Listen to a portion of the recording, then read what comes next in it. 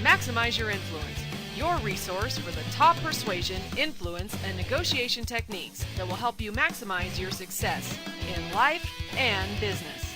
And now, here are your hosts, Kurt Mortensen and Steve Olson.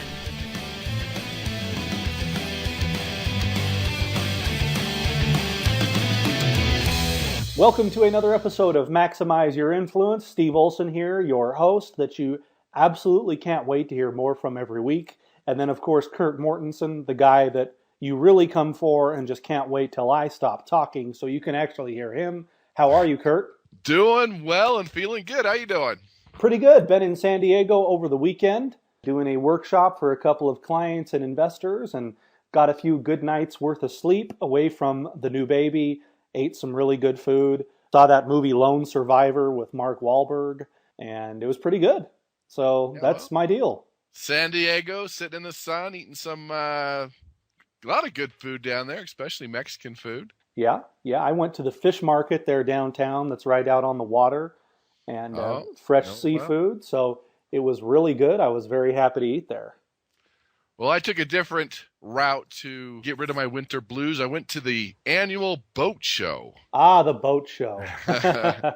Love to go to the boat show. It's always in February. It's always kind of cold. But yeah, there's some sweet-looking boats this year. And for those of you who don't know, I don't care much about cars, but we can talk about boats all day long. And the new batch is looking pretty good. Oh, wow. The boat show makes you trunky for summer. That's for sure. It does, and they had some sweet new technology, and the strangest thing is glitter is in. Glitter, like on the hull of the boat? Yeah, almost every company had these boat holes just full of glitter of different colors. It wasn't just one, and they were all over the place, these kind of ugly. The boats were cool, but a lot of them couldn't figure out the glitter part, but maybe they're doing some research that I'm not aware of. Glitter? Yeah. You broke my brain. I know exactly. I'm looking at it like, you have glitter. Why is this glitter? It doesn't even look good. I know. Like, oh, that's the new style. I'm like, who told you that's the new style? I don't think it's a new style. I don't like the new style. Just give me blue, give me black, give me red. I don't want your glitter. I guess we're just behind on the times. That's a troubling realization that we're that far behind the times. That glitter is Either cool. that or they're just guessing or trying to force a trend on us. It's some kind of bizarre social experiment. They're exactly getting everyone to buy glitter boats. Well, we were going to talk about the law of association today, and you just went circles around the law of association just talking about the boat show unintentionally. I didn't know you were going to talk about that, listeners. This is not some awkward segue here. This is real, live, uncut, maximize your influence stuff happening. I mean, that's a bad association, glitter, but I found at the boat show that just the smell of the new leather and of all the equipment like the life jackets and the wakeboards, that really gets people in the buying mood, doesn't it? The smell and the sights, and they have the videos of people actually doing it. I mean, they have the tank there where they're actually wakeboarding. Yeah, it's just a mecca of sights and sounds and excitement and smells to where people are getting ready for summer. And of course, they've got new boats for sale at a great price. Of course they do. So I probably didn't do the listeners much of a favor there, just coming out of nowhere with the law of association. But hey, you brought up the glitter, so what choice did I have? Glitter's a form of color, and color is a form of association. So what is the law of association, and why should we care? Well, that's the question of the day, right? It is. But basically, big picture, we've talked about this before, is that up to 95% of persuasion and influence involves a subconscious trigger, a feeling. It could be a smell, it could be a color, it could be a symbol, it could be any of these things that trigger different emotions in us. Basically, we link objects and symbols with feelings and memories. All of these things come into play. For example, if you see a police car, even though you're keeping the speed limit, your natural reaction is to step on the brake. You see a skull and crossbones, you know what that means. We have the Olympics going on right now, and those symbols, the rings, well, when they work, the rings actually represent a lot of different things and feelings to different people. And we can go negative as far as the swastika or a flag of your country or a wedding dress or the Statue of Liberty. All these things come into play. So symbols, sights, people that endorse products like celebrities, popular music, all these things can trigger different feelings in ourselves as far as how we feel about a person or about a company. Yeah, okay. Well, I've long held that if policemen really wanted a safer road, the first place they could start is not parking on the side of the road with their radar gun. It just sends the road into complete mayhem. That's a traffic hazard. People are stepping on their brakes and they're swerving, or they're going too slow because they're afraid to speed. It is a major hazard. We should be able to pull over and give them a ticket. Can't you do like a citizen's arrest? Well, you try it and let me know how it goes. Yeah, listeners, if you have any luck with that, go ahead and send us an email to maximizeyourinfluence@gmail. Love to hear how your citizen's arrest of a police officer goes and how that ends. So you've said in your book, in Maximum Influence, that endorsements, and you mentioned it a minute ago, were a part of the law of association. How is an endorsement different than a testimonial? Well, a testimonial is an endorsement, but usually what an endorsement is, it's somebody that's really famous. Michael Jordan was one of the best basketball players, and he made more money with endorsements than he did playing basketball, because when you like Mike, you automatically like the underwear he wears and the hot dogs he likes, the car that he drives. Yeah. And you look at Tom Brady or Peyton Manning or LeBron James, all these people make great money with endorsements, but you have the opposite effect too, because when someone does something wrong, then you have negative feelings towards the product. We have swimmers that have been smoking pot, or somebody that cheated on their wife. All these things can hurt endorsements, and they're very, very careful. It can quickly turn from a positive endorsement to a negative endorsement. Yeah. In fact, the worst one I saw, I don't remember if I told you this one, it was a while back, and there was a public figure that everybody knew who she was, and she lost a lot of weight, and she was looking a lot better. And so they said, hey, will you be our spokesperson? Will you help us out? You've lost a lot of weight. Everyone's going to notice you've lost weight. Will you be our spokesperson? And they paid her to do it. She said yes. And this person should be fired or shot because that celebrity spokesperson was Monica Lewinsky. Yeah, I'm not going to go into detail on that one, but what were you thinking? In fact, that should be the blunder of the day is, wow, what are you thinking? What's going on? You didn't think that one through, because how we feel about the person translates to how we feel about the product. You know what, Kurt? Cue up the Homer Simpson. All right, let's hear Homer. Don't. There he is. There he is. We're going to give that person the blunder for picking the endorsement, the wrong endorsement for their product. That was an on-the-spot blunder. We had a previous one that we will let go for next week. That marketing department who thought it would be good to hire Monica Lewinsky. You are the blunder. You are so fired. Although, Kurt, I can think of various lines of products that would love to have Monica Lewinsky. But yeah, but this is a family show and we can't go into that. Yeah, this is a family show. There's probably plenty of them that would have loved to have had her, but yeah, she's not around much anymore. It happened for a while, and he's kind of back now. But with Tiger Woods, and I think you alluded to him earlier, that he became pretty toxic there for a while, but people forgive over time, and being really good at a sport or something, I think allows people to come back into the limelight. You're basically saying then that a testimonial is Bill from West Virginia that used the product and liked it. An endorsement is a very credible and high-profile person that comes out and says the product is good and I like it. But I see that in like presidential campaigns. You get newspapers that endorse people. You know, the New York Times will come out and endorse, well, the Democrat every time, obviously, but that happens totally. So I would think you really have to know your audience before you go out there and grab an endorsement, because you could alienate a lot of people, right? Yeah, you have to know your audience, and you have to understand their history and potentially bad things that could happen. I mean, you look at Michael Phelps, enough time's gone under the bridge to where he's endorsing again. He got caught with pot after his last gold medals, but he was up on, I think, a Subway commercial just recently. And Tiger Woods has been enough time to where he's getting endorsements again. So sometimes time helps out with those type of things. Even Kramer. What's Kramer's name on Seinfeld? Oh, Michael Richards. Yeah, remember he had that outburst. He was using some racial slurs, and he disappeared for 4 years, but now all of a sudden he's starting to come back, doing some TV shows. And so that's what PR firms do. When you do something really stupid, you are gone for a couple of years. No one wants to hear from you or see you or think about you, so they don't bring up these negative memories, and they got water passes under the bridge, and after a while they'll bring you back slowly. Yeah, that happened to Mel Gibson, too, when he had that anti-Semitic outburst down in L.A. Nobody cared about Mel Gibson for years. And I still don't think he's done much since then, has he? I don't think much. He's surfaced a little, but yeah, he really hurt himself by going on that tirade.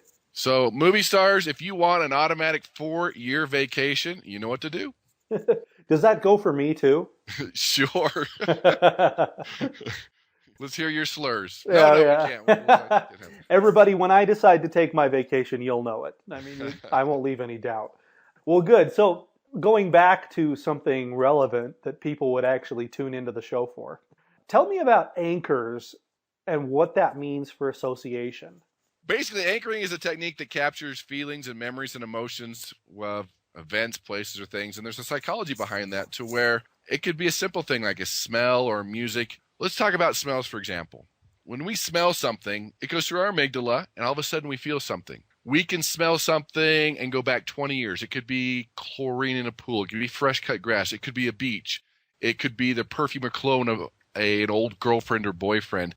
Smell is a powerful thing. When people are near the Cinnabon stores, the cinnamon rolls are more likely to donate to a charity. Real estate agents are all trained to cook bread or cookies because you smell bread, all of a sudden you're home. Now, the opposite's true with offensive odors. You have negative association triggers.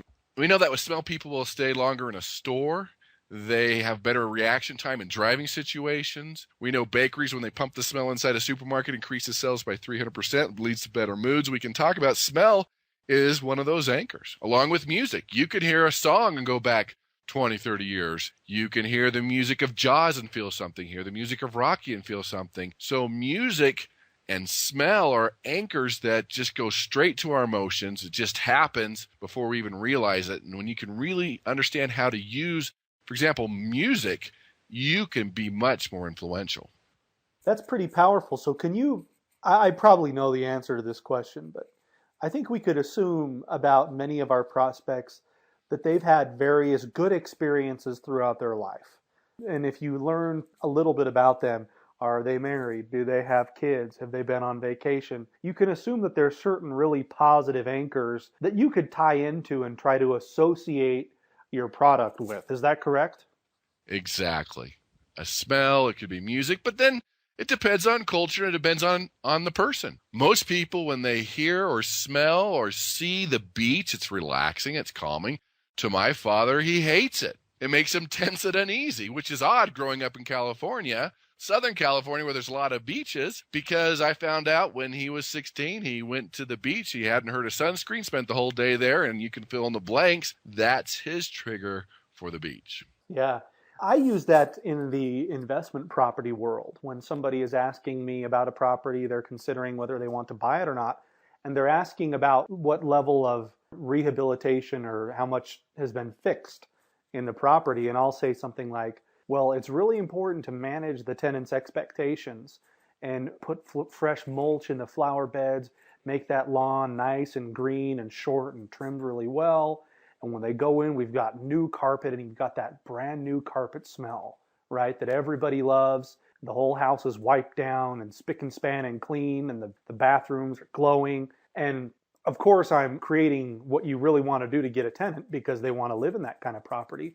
But I think subconsciously it speaks to the prospect too about a new house, and it makes them feel good, like it's okay to invest in that house. You think that qualifies as association? Oh, absolutely. That's a great example. And I'll take the opposite approach. If you went into a home that was in the great neighborhood, the right square footage, it was a great price, but you walked in and it reeked of cat urine. Okay, how's that for an example? And logically you knew, okay, we can replace the pads, we can replace the carpet, we can get rid of that. Everything's perfect. You're going to get a feeling that something's not right, that you don't like it. It's not the right place just based on that smell. Yeah, exactly. I was teaching a workshop to some investors in San Diego, like I had mentioned earlier. And I was saying that, hey, look, you're going to go into these houses, they're going to be beat up. I was telling them how to buy foreclosures. They're going to have holes in the wall. They're going to have ugly old light fixtures and cat pee carpet. And I kept referencing cat pee carpet because they thought it was funny. And after about 2 hours, this had been referenced a handful of times. This guy raises his hand. He's like, excuse me, but what's cat pee carpet?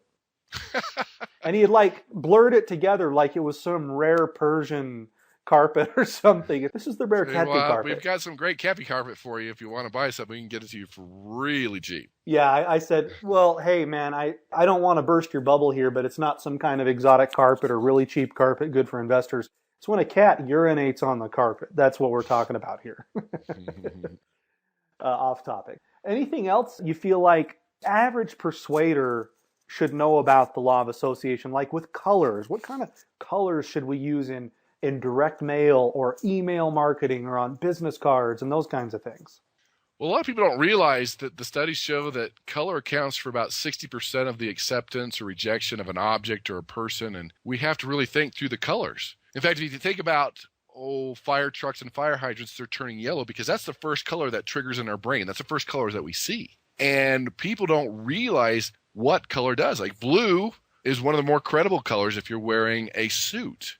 For example, pink is a calming color. In fact, there was that study done in Seattle with inmates that were fighting. It was a holding cell. They were waiting to get processed, and they painted the whole thing pink except for the ceiling.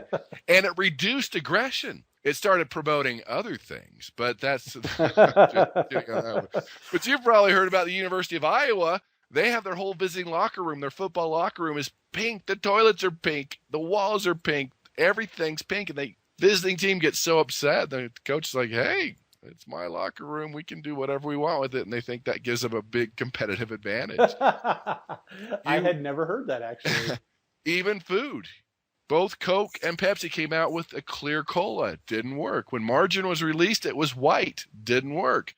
A gallon of milk, if you taint the plastic yellow, it lasts 3 days longer, but nobody will buy it. Green ketchup, fun. Nobody will buy it. We can go on, but in food, in our workplace, colors trigger emotions and feelings and have association triggers that we need to be aware of.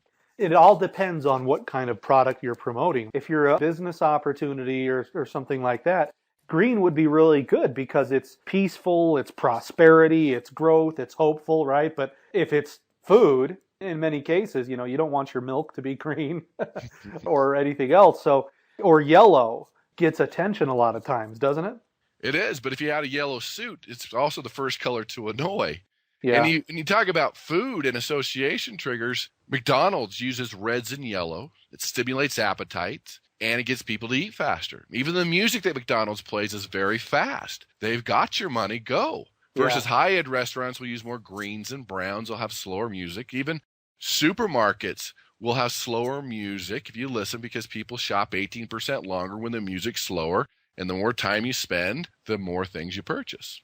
Yeah, exactly right. And I think, too, that the type of music, if you have a storefront, it really does attract the kind of client that you want and make them have a better experience. I was eating at a place in San Diego I love that it's all about classic rock, not the Hard Rock Cafe. It's another place. But I was just loving the music the whole time, and I'm eating the food, and being the persuasion dork that I am, I started thinking, do I love this food that much, or do I love that it's pretty good and I'm hearing awesome music at the same time?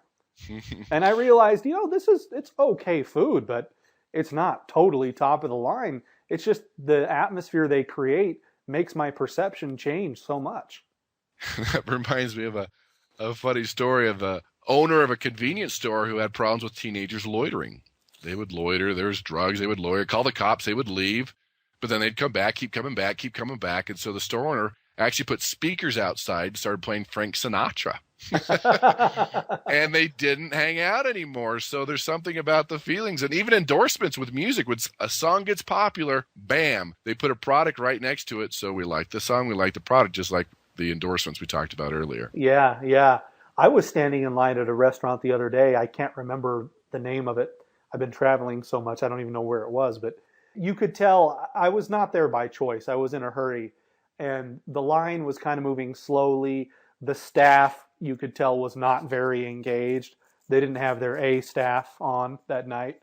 And what made it horrible is, when you're in a long line, you of all people know, a long line is just terrible, especially when it's moving slowly. And there was no music on in the restaurant. And it just made everything really awkward. You're all just standing around looking at each other.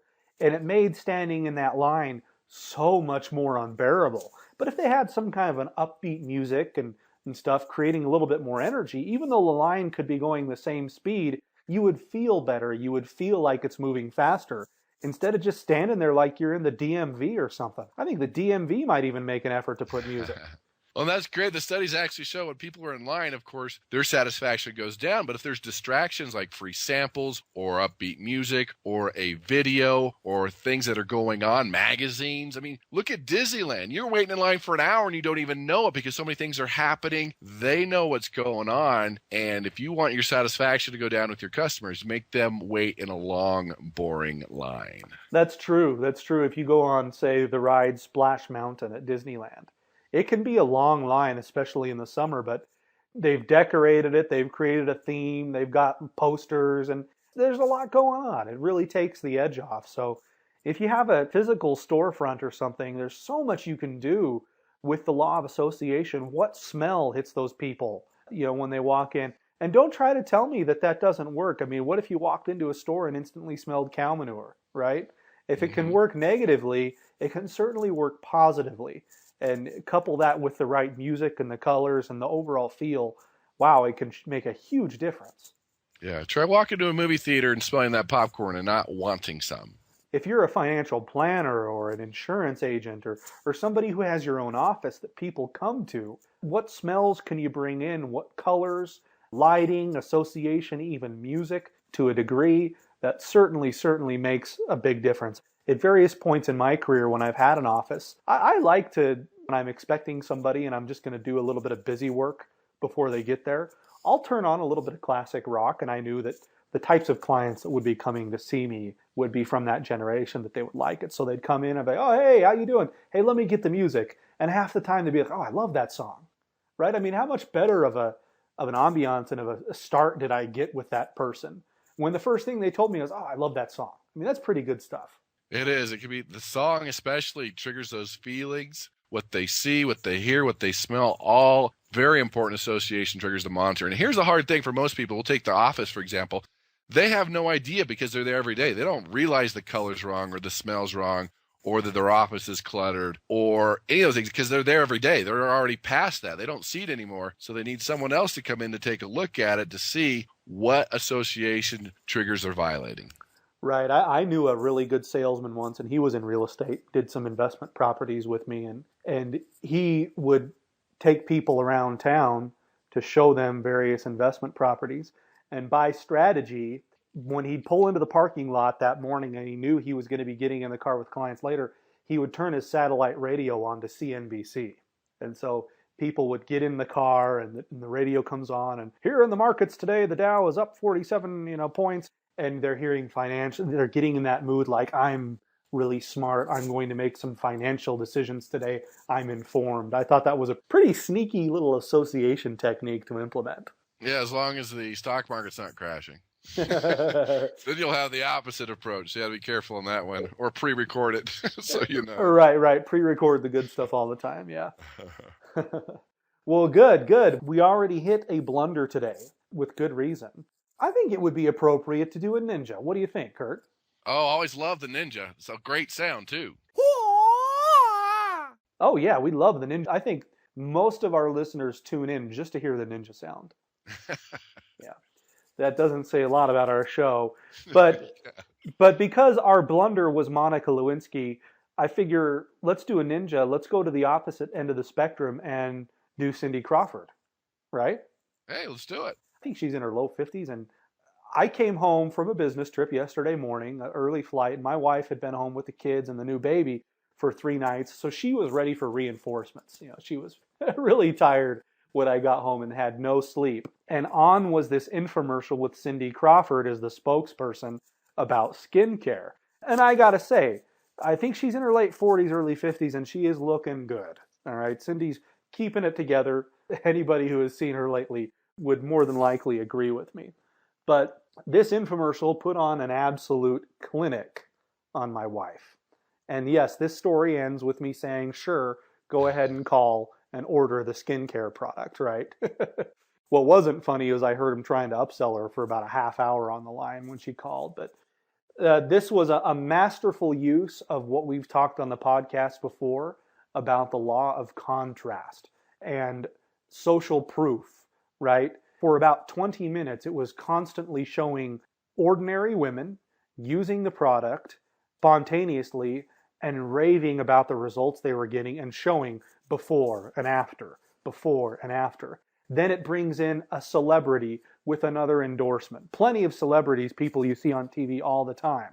And then in comes Cindy. And what I like most about the product and what's so great, and then it brings in the doctor in the white coat that's behind all of it, who talks a little bit about the science, right? And so before they even start mentioning numbers, my wife's going, wow, this is just really amazing. I wonder if I want to get this. And they come on the screen, it's $59.95, and for the next 20 minutes. So then they go give some more social proof, and they come back and they say, but guess what? If you order in the next 20 minutes, you're going to get it for $49.95. And then they do more social proof. And then they come back and they say, and if you use promo code Cindy123, it's $39.95. And I just looked at my wife. I said, go ahead, because she was just chomping at the bit. And it was, infomercials want the tired person, which they had her, right? And so she had a little sleep deprivation because of the newborn, and it was on late at night. Yep. Highly emotional state. Yep. Lack of sleep. That's exactly why infomercials are on late at night, because we just say, yeah. And overwhelming testimonials, social proof, endorsements that leave no doubt in your mind, and whether this is actually true, but at the time, it leaves no doubt that this works. This is going to make my skin look like Cindy Crawford's, right? But And if then there was doubt, did they offer any type of safety net or guarantee? So you're like, well, hey, I've got everything to gain and nothing to lose. Of course they did. Of course Yes, they they did. did. If you're not satisfied, we'll give all of your money back. Then the contrast just creates that frenzy. They're not saying, hey, that's a pretty good deal. I'm going to call later. I got to call right now. And it was truly a masterful infomercial. And Cindy Crawford, because we would love to give her the ninja. If she wants to come on the show and accept it personally, we have no objections to that. We'll take it. Yeah, exactly. And for listeners, if you want to study persuasion influence and you're up late at night, infomercials are a great start, because if you keep seeing them over and over again, they're successful. Most infomercials fail. And you watch how many testimonials they use, when they do that call to action and how often they do it, how they contrast the before and after pictures, look at them, and how they build the value. It's a great education in learning persuasion and influence. It really is. And you can tell that it's awesome because half the time you watch the infomercial and you think, man, that was cheesy, but I really want that. Then you know, all right, good job. Yeah, exactly.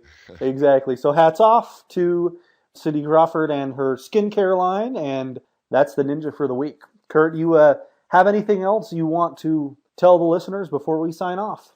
Just look at the symbols around you. We know when people are wearing a fireman's uniform or Santa Claus suit, more people are likely to donate to charities. We know presidents of the United States will spend weeks trying to get a pet dog because that's man's best friend. Think about it. If a president had a pet monkey or a pet snake, or a doctor's office not having fish had pet scorpions. I mean, all these things come into play. We know with credit card symbols that on a store, on a website, it increases sales. So there are a lot of things to think about because people, they like to be creative and they are violating these association triggers. In fact, one of the case studies we put in Maximum Influence happened to me in California. There was this restaurant. It was an all-you-can-eat restaurant. So you got in there, and the first thing you do is you stepped on a scale to see how much you would pay. So they took off all the weight, but would say, okay, you're $10, you're $11, you're $12, just based on your weight. So it was really creative, a lot of fun. Kids loved it. You got on the scale to see how much you paid. But of course, the problem is, and the reason they're no longer in business, is that association trigger of getting on a scale, even though the numbers were gone, before you eat at an all-you-can-eat restaurant is too much for most people to handle. Bad association trigger. That could be another blunder of the week because they were being creative. Getting 10 points for creativity, but a minus 1,000 points for a violation of the law of association. That's pretty bad. Get on a scale before you eat. Yeah. They didn't think it through. To them, it was fun, it's creative, but people are like, yeah, there's just something wrong. Getting on a scale in public at a restaurant Yeah. before you eat. Not a lot of repeat women clients, I don't imagine. Yeah, that's a problem. They have to have pretty good food for people to come back. Yeah, exactly. Exactly. Well, good. Thanks for the pointers, Kurt. Everybody, thanks for listening. And as always, please send us your feedback, your comments, your questions, your concerns. Whatever else you want to say to us at maximizeyourinfluence@gmail.com, and we will catch you next week. See you next week.